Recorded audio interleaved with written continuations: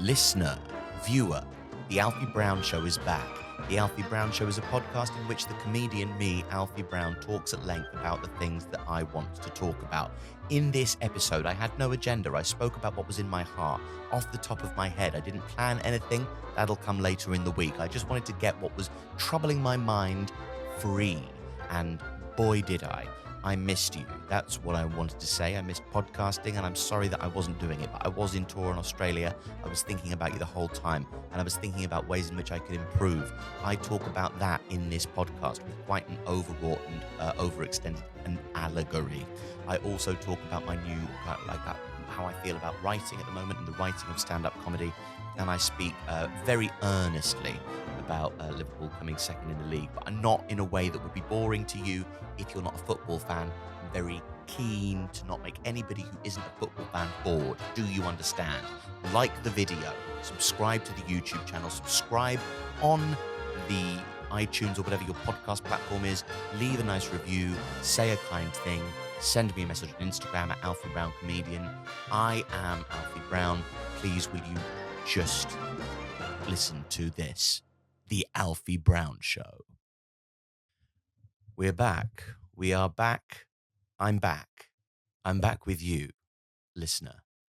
And it feels bad to have been away for so long, but I can only apologize. I can only apologize for having gone to Australia. I can only apologize for the time I spent away not nurturing this, my solo podcast. Whilst I've been away, I've been enjoying solo podcasts. I've been enjoying consuming the thing I should have been creating. I can't really think about, maybe like a chocolatier who became too completely obsessed with his market research expedition, so much so that he became a glutton for the substance he was meant to be taking care to create. And in a sort of frenetic and chaotic, diabetic frenzy, he forgot everything he learned at chocolate making school and became, he wasn't even tasting the chocolate anymore. It was handfuls of chocolate, broken bits of, different bars all over the place, dark milk with pretzel in, and light milk cornflake chocolate, and dark milk and raspberry, and white chocolate and hazelnut, and um, fudge and coffee, peanut butter ice cream with bits of peanut in there. Uh, but not tasting any of it.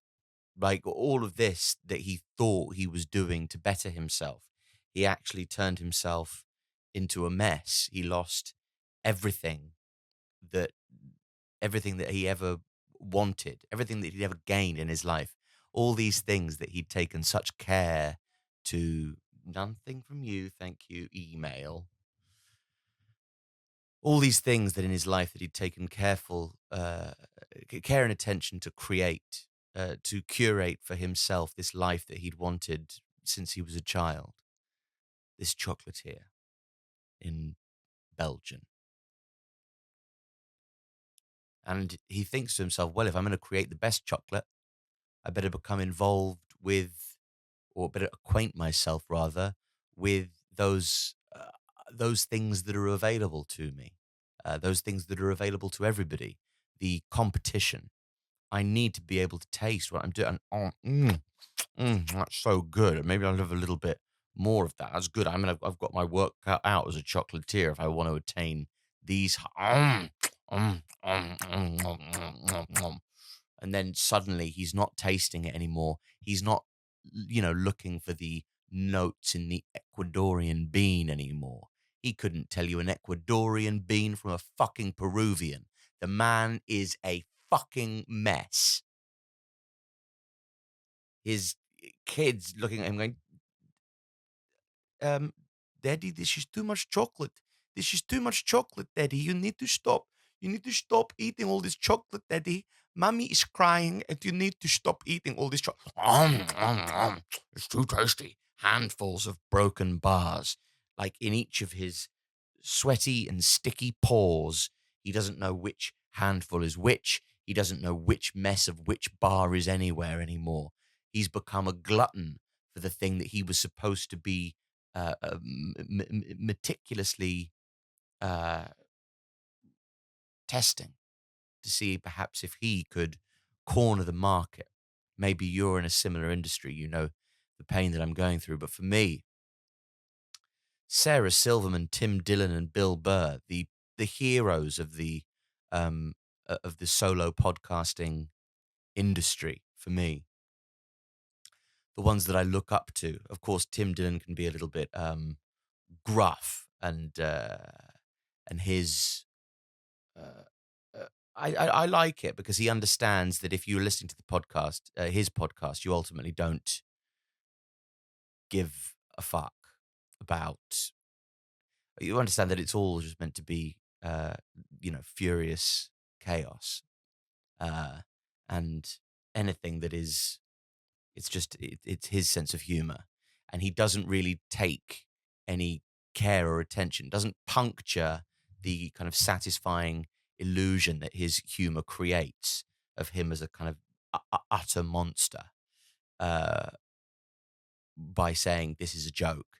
He just lets you either accept that it's a joke or not like it and turn off the podcast.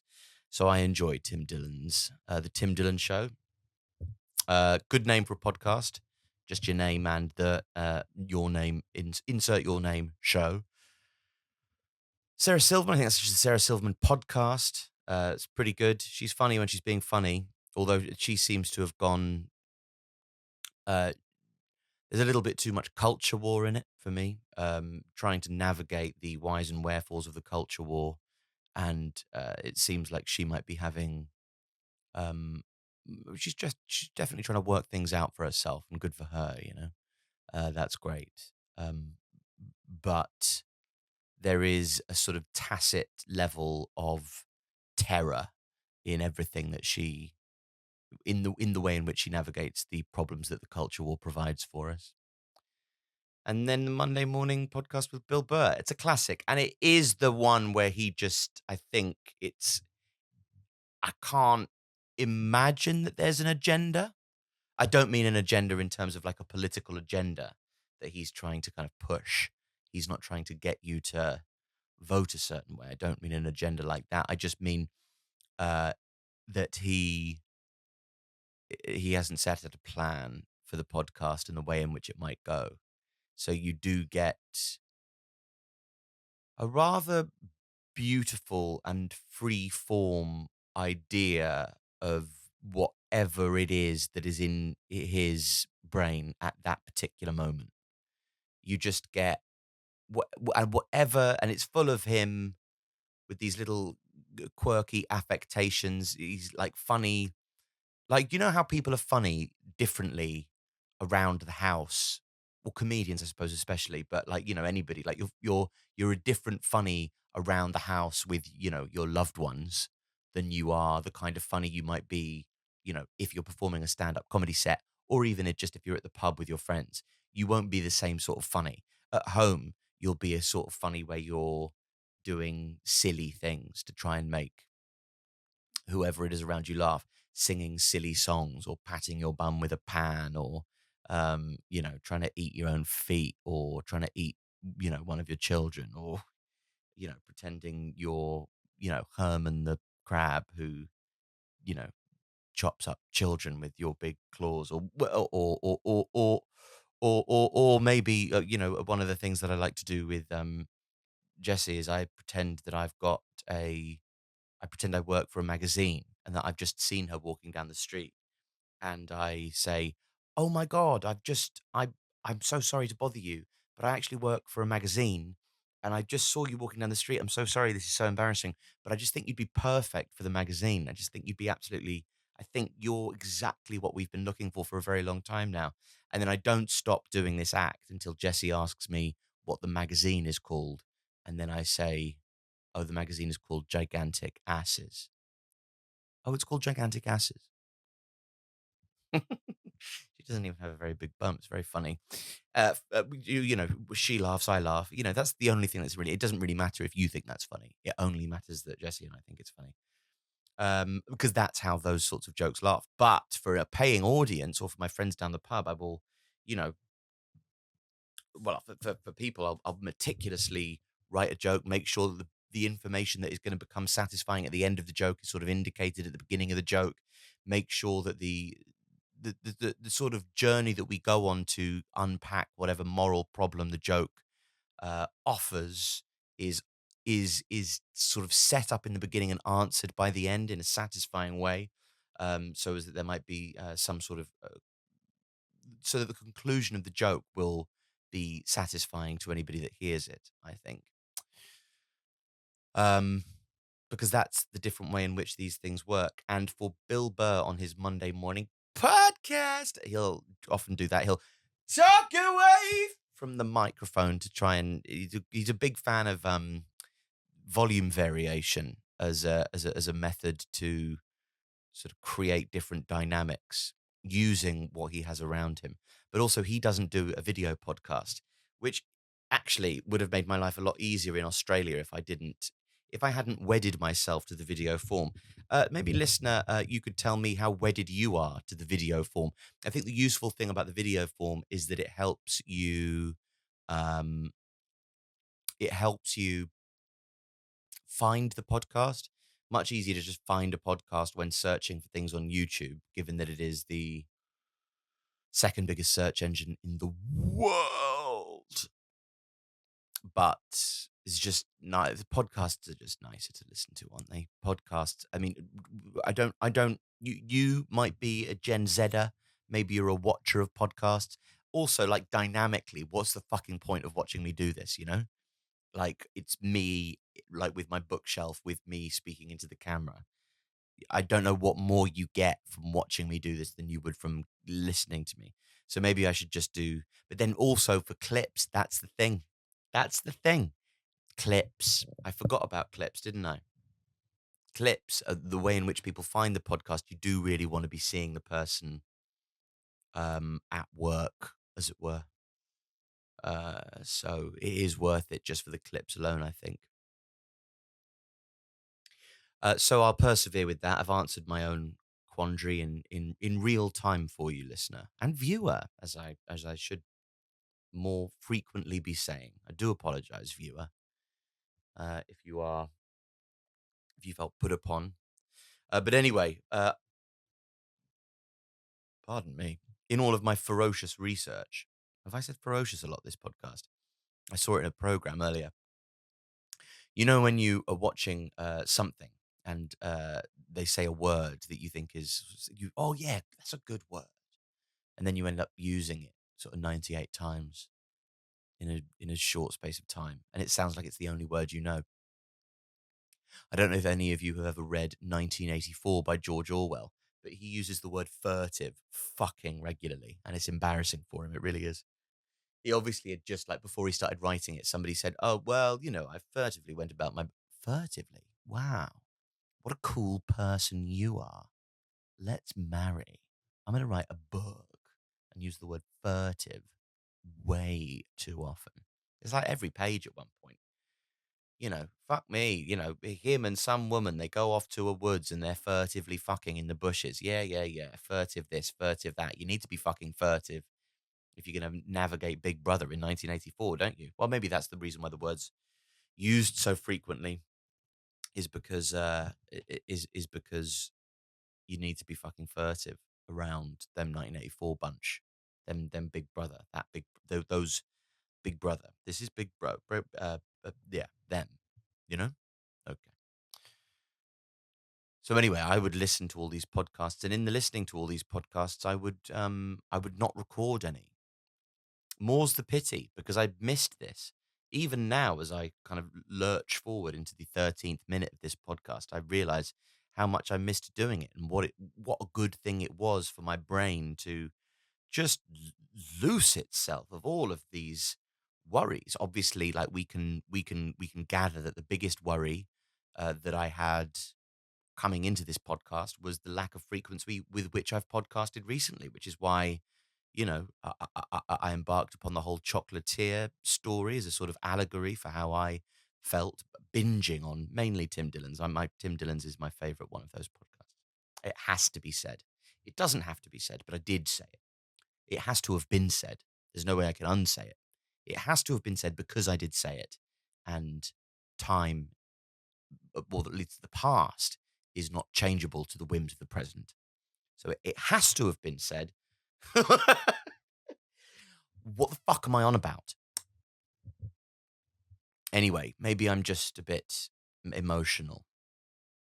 Emotional because I've missed this. Emotional because I've missed this country.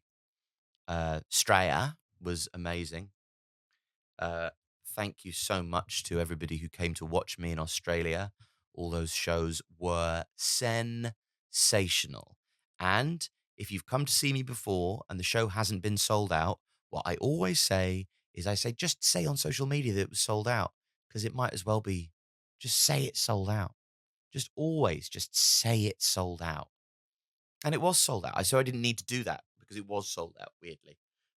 So every night in Australia that I had was sold out. But if it wasn't, I would have told everybody to say it was sold out. And I would be saying right now that it was sold out. But I don't need to do that because it was sold out. I sold all my tickets in Australia. But if I hadn't, I would just say that I had, because being honest about that, there's no consequences to me being dishonest, because who's checking? And it's not illegal for me to lie. It's not even really bad form. It just doesn't matter. And the whole presentation of oneself as doing, like if I say to you I'm sold out, then you might be more inclined to buy a ticket in the future, perhaps on the 7th or 9th of June at the Soho Theatre, when I'm doing a work in progress of my new show, More of the Shame. Thank you to Josh Weller for the title, my podcasting friend. If you're enjoying the Formula One podcast that I do with my friend and one of the loves of my life, Josh Weller, then thank you for listening to that as well. This is a scruffier piece of shit, this podcast, isn't it? There's no clean cuts. Josh is so good at editing, and I am. Well, I don't, so I'm not. I tend to, but I think it's more important to edit when you're interacting with somebody, because there's so much speaking over of each other that you do, especially when you're doing it on Zoom. Very hard to read somebody's sort of facial cues when they're in a corner of a laptop, and you're also monitoring your audio. So, listen, I've missed this. I think that was all that I was trying to say with this. And then I was in Australia and I sold a lot of tickets. I just want to make sure we're all up to speed with where we are on the podcast. I missed doing the podcast, but I was in Australia selling loads of tickets. Just so we're all up to date and up to speed on where we are in this podcast's narrative arc. We've had the setup, I missed you, the first the first hurdle to me, or like the first reason, I suppose, in the essay plan would be that I was in Australia doing sold out shows in Melbourne, and in Sydney, and in Brisbane, and in Perth. Shout out to Brisbane for being uh, incredible and leery, but not usually comedy audiences. When you get a comedy audience and they're like really fucking up for it, and there's a real energy and vibrancy to the way that they respond and interact with you. It can often go too far. Like, there can be hecklers involved that break the momentum of the show. It can mean that uh, there's like maybe they don't get some of the jokes that are like the more nuanced jokes, or let's just, the podcast is a safe place to say the smarter jokes. They wouldn't get the smarter jokes because often the more energetic the audience, they could be a bit dumb. But Brisbane audiences were not. Brisbane audiences were so smart, so cool. Didn't know what to expect when I went to Brisbane. Brisbane is a crazy place. Yeah. First of all, it's a tropical city. Which if you were going to build your own city, I wouldn't advise the tropics as a smart place to do that. But or tropical environment, it doesn't really lend itself to city living that well. As you can tell, you go out there, and all these like versions of spring break that you see um, that are on American TV that are these interpretate or the kind of glorified or maybe um, just TV versions of what hear happens on spring break. Basically, like hot 20-year-olds vomiting. That's what I mean. And there were so many hot 20-year-olds vomiting in Brisbane. It was the most spring breaky place I've ever seen. And we went and did karaoke.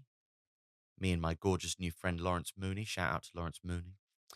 Uh, one of Australia's finest.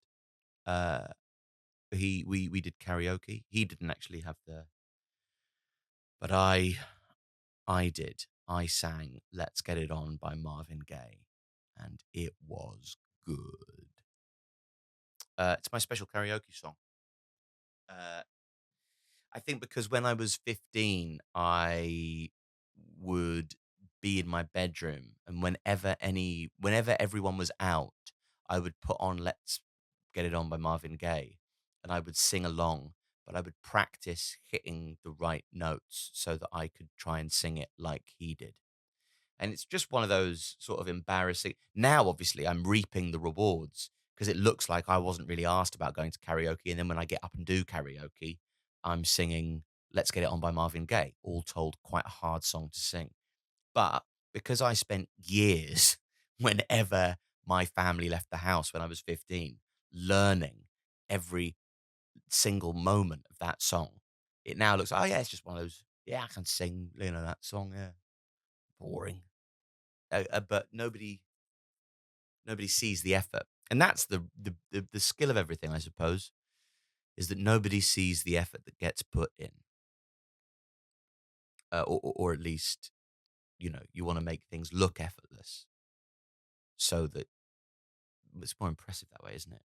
More impressive if you just happen to be able to do something. Stand-ups making it look effortless, make it look effortless.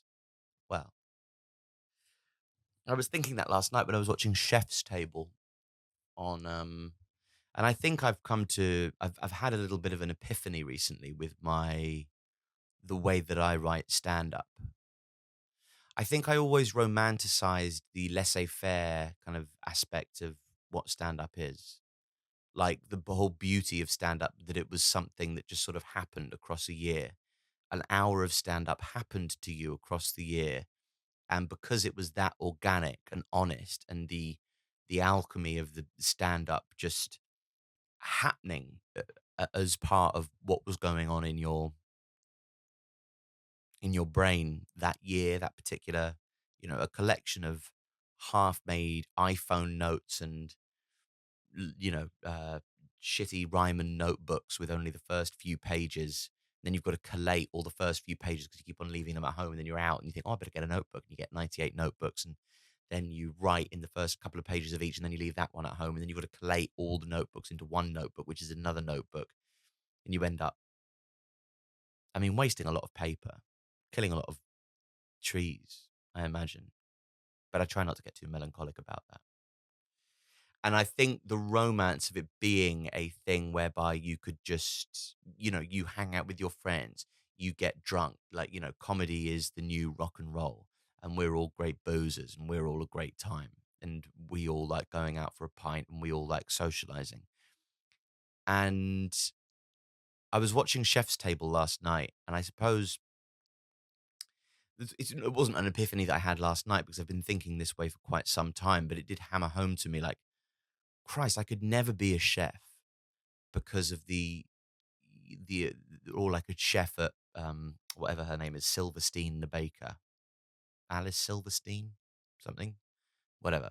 Christina Tosi, to name another one, my favorite episode of Chef's Table, from Milk Bar in New York and LA, maybe other places as well, is that when they are creating, they spend hours baking something with 3 teaspoons of water in it, and then go, that wasn't quite right.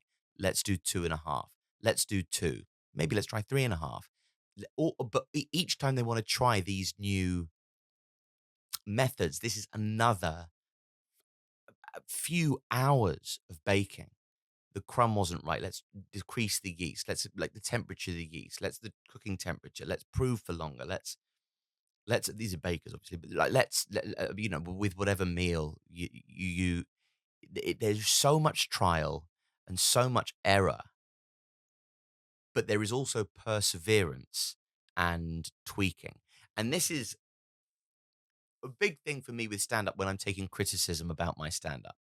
I love criticism in that it's something free that can help you improve. Why wouldn't you readily accept that into your heart? Unless the show's finished. Like, I don't want any.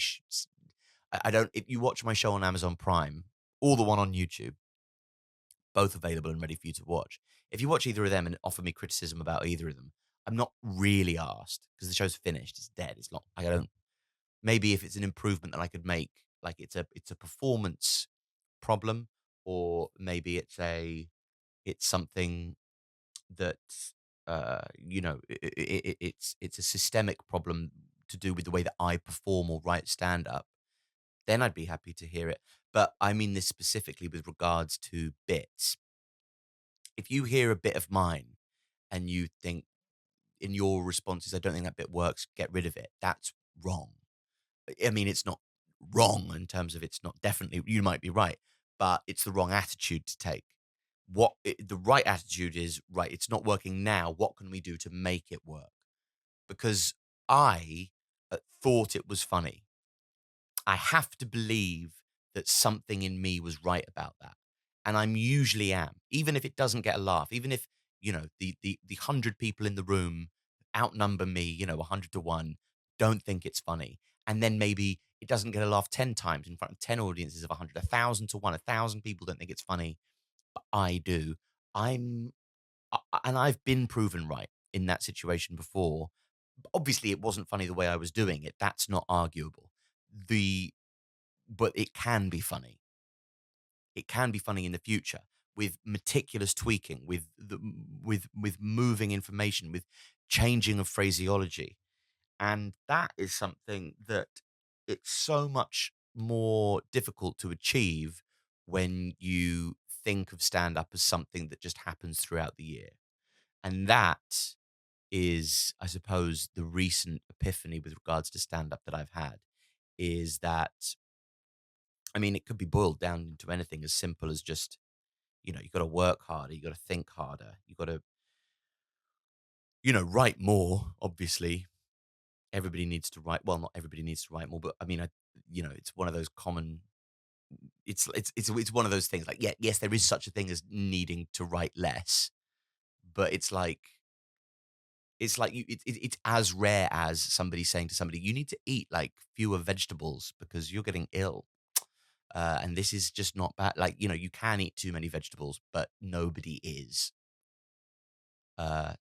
You can do too much writing. Very few people are. So um, I really think,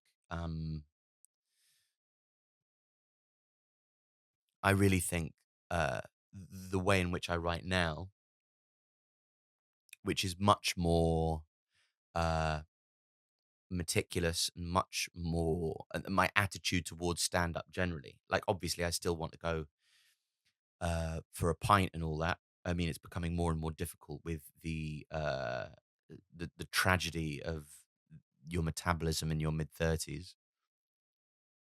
But if that matters.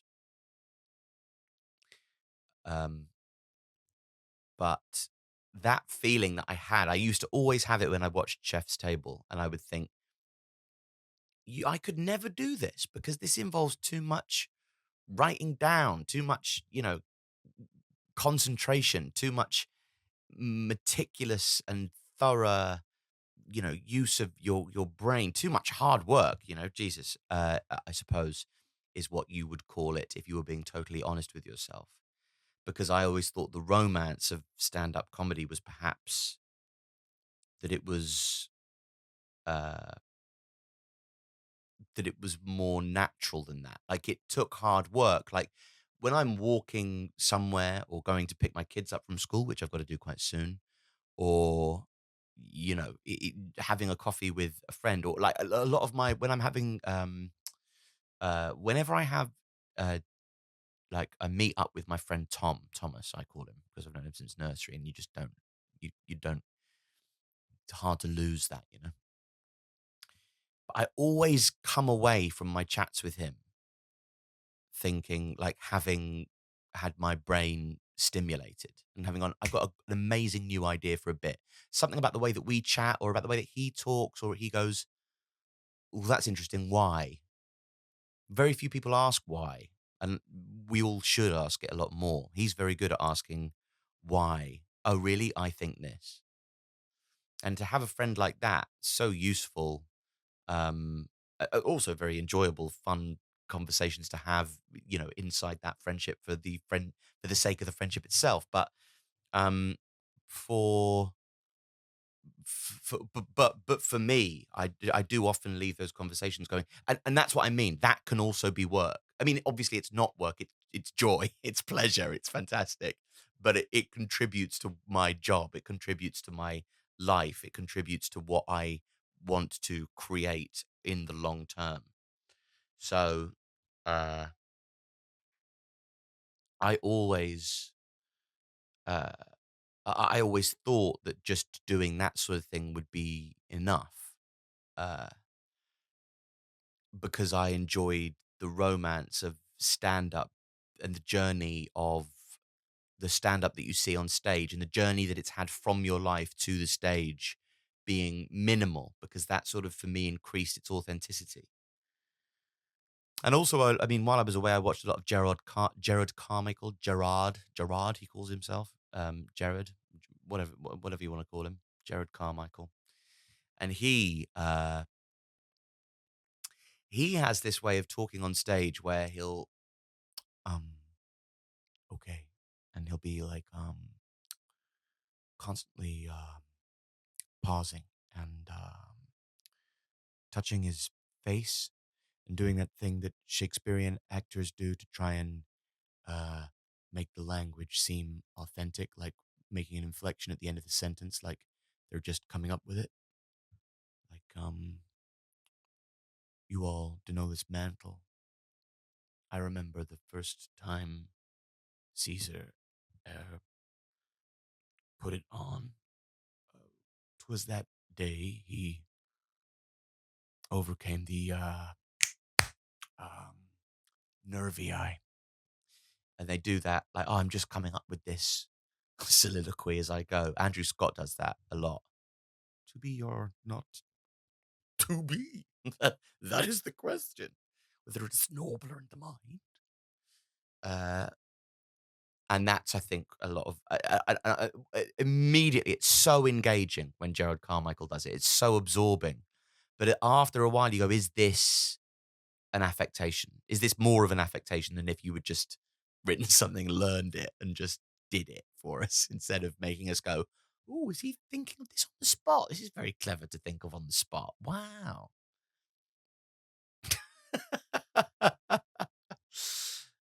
It's great. I think his show 8 is wonderful, really fun. I've watched it. I watched it a couple of times while I was away. In the thank you for if you gave me a recommendation for stand up to watch, then thank you very much. I watched a lot of it. I watched a lot of what you recommended, and a lot of it was really great. So thank you for that. I really appreciate, especially when alone, appreciated any interaction that I could get. Was really pleased for it. So thank you very much for anybody who messaged after any shows or anything like that. It was really gratefully received. And today I haven't had any plan whatsoever. I really haven't. I just wanted to say whatever I wanted to say that was in my brain that I felt like I should say. And then I said it, and here we are. I hope it's been enjoyable. I got shows coming up on Wednesday of this week. I'm in Manchester, Bath Bombs Comedy. That should be enough information for you to search it and find it. Um, Friday, Quip Shed. Saturday, I am in Paris to get away from your parents. And I thought, wow. And for anybody who doesn't know that song by the Chainsmokers, well, there we are. How the Light Gets In Festival on the 3rd of June. I'm doing a preview of my new show. And as I said earlier in the podcast, Soho Theatre downstairs. You don't need to know it's downstairs. That's just what's written in my diary. Soho Theatre, 7th of June, 9th of June. And then for my Edinburgh friends, Monkey Barrel all that weekend. And wow, won't we have a very good time indeed. But yeah, this weekend, going to Paris with my gorgeous friend Adam and my brother Louis. And I think Ian Starling might be there as well. And what a gorgeous time we'll have. Hopefully, yesterday was very disappointing. But I want to say congratulations to all of the Man United fans and Everton fans and Manchester City fans for winning the league yesterday. You just must be so happy. It's very, very exciting for you all to have won the league yesterday. And I wish you the best of luck with all of your spite. Liam Gallagher tweeted, I think, 9 times after Manchester City won the league. And I think all 9 tweets mentioned Liverpool. I just don't understand it. If Liverpool had won the league yesterday, I think you could have interrogated me as to what Manchester City was. And I would have gone, I have no idea. I'm just nutting everybody for joy. I'm in another world right now. I'm like, there's lots of different ways to support football, and no, none of them are wrong or right. It's ultimately meaningless, but can do incredible things for us. And I think I think a lot of it though is how we choose to support a football team. Obviously, it doesn't matter. To paraphrase Jurgen Klopp, and if you don't care about football, I'm not really talking about football. I'm talking about fandom. So don't switch off. Or do. I don't, it's your podcast too. You do what you want with it. But the fandom being something all consuming, but also the nature of the fandom is why like clubs aren't just clubs. They're not just places. It isn't like a place that turns me on to, it is the city of Liverpool, but there's something more than just it being the city of Liverpool. The kind of random architecture or the geography of it being that thing. Different clubs have different spirits, different identities, and the way in which you choose to support whatever kind of club or whichever sport you choose to support, there is something in what you adore about it that you aspire to. It's why I love, I can't imagine supporting a club who didn't sing "You'll Never Walk Alone" at the beginning of uh, the games. Not only because I'm a big Rodgers and Hammerstein fan, and Carousel was my favorite musical when I was a child. I mean, there's also the kind of elements of tradition. It's not, I don't support Liverpool just because, my grandfather was from there or we're a season ticket holder, but, he was, or my mum having a large part of her identity come from the city, or at least the Northwest more generally. I could have been a Charlton fan. On my dad's side, they supported Charlton and Palace, depending on who you speak to. But I don't. I support Liverpool. I like Palace and Charlton. I know very little about. They're good clubs with good people supporting them. But I found there to be something kind of wildly intoxicating about Liverpool. But that really means that I feel joy when they win. But I can't imagine like the amount of spite that seems to go into some people's fandom. It's a bit sad. I mean, arguably you're not doing it right. But uh, all that you can have is you know is is, we came second, and that's great. So hurrah! Also, we're in a final on Saturday, and also, does it matter that much? It does to me, but it might not to you. Uh, but it isn't about you know this kind of sticky invented notion of some club, that exists or doesn't exist, depending on somebody just said that there was a thing and now we all buy into it. What constitutes the reality of the football club, and why buy into it at all? And, you know, if there's any purpose to it, or if it has any sort of religious qualities, a place where people go and praise something with song, which is what a football stadium is, a place for community to coalesce around a common aim. And how do you want your community to be? And I know that I want my community to be like that. And good luck to everybody else. But spite and bitterness. I mean, you've not won anything, unless you're a Manchester City fan, in which case you've won the league. But if it was a choice between a league win full of spite, or you know, second, but we all we're all invested in something good. I was trying to think of a way to say that wasn't fucking horribly corny, but I sort of got lost in myself. Maybe that was diabolically shit. As I reflect on what I've just been talking about, I go, was I just talking shit?